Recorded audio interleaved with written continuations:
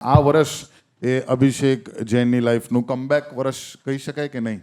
Comeback વર્ષ definitely two comedy factory, કારણ કે 2012માં જ છેલ્લે અહીંયા આવ્યો હતો હું અચ્છા, એવું છે? ફિલ્મના પ્રમોશન માટે. ઓ યસ, કેવી રીતે જઈશ માટે? આ જ સ્ટેજ પર. Yes yes yes. Oh wow, that's amazing. ના એકચ્યુઅલી ટાગોરમાં હતું એ શો ટાગોર હોલમાં હતો, અહીંયા નતો. HK હોલ તો HK હતો. હા રોસ્ટ વાળો શો? નહીં, હા રોસ્ટ વાળો શો. હા હા હવે પણ આ કયો શો જેમાં તમે બે હતા ને અમને કીધું નહોતું તમે લોકો? તમે લોકો હતા જ નહીં એ વખતે કોમેડી ફેક્ટરીમાં. તમે તો હમણાં આયા ને આ તો 2015માં. મારા ખ્યાલથી પેદા જ ત્યારે થયો હશે.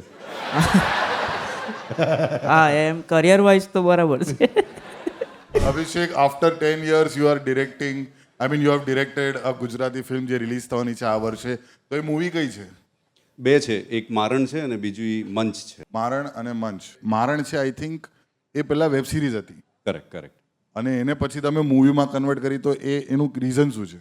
એનું રીઝન શું છે? હા, એનું રીઝન છે કે ઓહો બંધ થઈ ગયું, તો મને લાગ્યું કે આ વેબ સિરીઝ સારી એક બની છે, એને ફિલ્મમાં કન્વર્ટ કરીને બહાર કાઢી દઈએ.